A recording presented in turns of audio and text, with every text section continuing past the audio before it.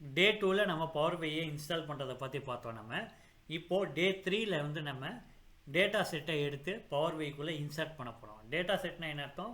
ப்ராடக்டோட டீட்டெயில்ஸு, இல்லை எம்ப்ளாயீஸோட டீட்டெயில்ஸு, இல்லை யாரோட டீட்டெயில்ஸாக இருந்தாலும் அதை அப்படியே வந்து நம்ம எக்ஸல் டு பவர் பிஐக்குள்ளே நம்ம போட போகிறோம் இப்போ. ஓகேவா? அதுக்கு நான் என்ன பண்ண போகிறேன், சர்ச் பார் ஓப்பன் பண்ணிவிட்டு பவர் பிஐ டெஸ்க்டாப் அப்படின்றத போட போகிறேன். பவர் பிஐ டெஸ்க்டாப்னு சொன்னோன்னே நம்மளுக்கு இந்த ஒரு பவர் பிஐ டெஸ்க்டாப் காட்டுது. அது உள்ளே இன்சர்ட் பண்ணுறதுக்கு அது ஓப்பன் ஆகுது. பார்த்தீங்களா? மைக்ரோசாஃப்ட் பவர் பிஐன்னு ஓப்பன் ஆகுதா? இதுதான் பவர் பிஐயோட லோகோ.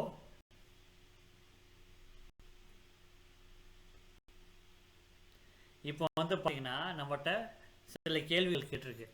நீங்கள் டேட்டா செட்டை எது வழியாக இம்போர்ட் பண்ண போகிறோம்? நம்ம எக்ஸல் வழியாக தானே இம்போர்ட் பண்ண போகிறோம். எக்ஸலில் கிளிக் பண்ணிக்கோங்க. எக்ஸல் கிளிக் பண்ண அடுத்த செகண்டே எந்த ஃபைல்ஸை நீங்கள் சூஸ் பண்ண போகிறீங்கன்னு கேட்குறாங்க. அதுக்கு நான் ஆன்லைன் பர்ச்சேஸ் அப்படின்ற ஒரு எக்ஸல் ஃபைலை சூஸ் பண்ணி இம்போர்ட் பண்ண போகிறேன்.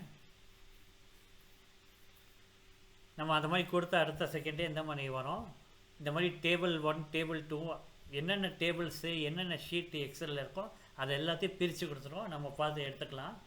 இப்போ வந்து டேபிள் 2 நான் கிளிக் பண்ணி பார்க்கத்தானே எனக்கு இந்த டேபிள் வருது. இல்லை டேபிள் 1 பார்த்தோன்னா இந்த டேபிள் வருது. எனக்கு வந்து டேபிள் 1 வேணும். ஓகே, ஸோ அப்படியே லோடு கொடுத்துட்றேன். லோடு கொடுத்த அடுத்த செகண்ட் நம்மளுக்கு வந்து டேட்டாஸ் எல்லாம் ரைட் சைடில் இம்போர்ட் ஆகிறது தெரிய வரும்.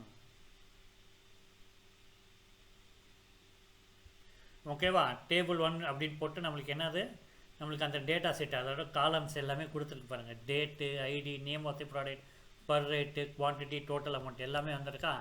இதை டேபிள் வியூவில் போட்டு பார்க்கலாம். டேபிள் வியூ பார்த்தீங்கன்னா நம்மளோட டேட்டா செட்டு அப்படியே உள்ளே இன்சர்ட் ஆகிடுச்சு. ஸோ இப்படி தான் நம்ம இன்சர்ட் பண்ணணும். Okay, thank you.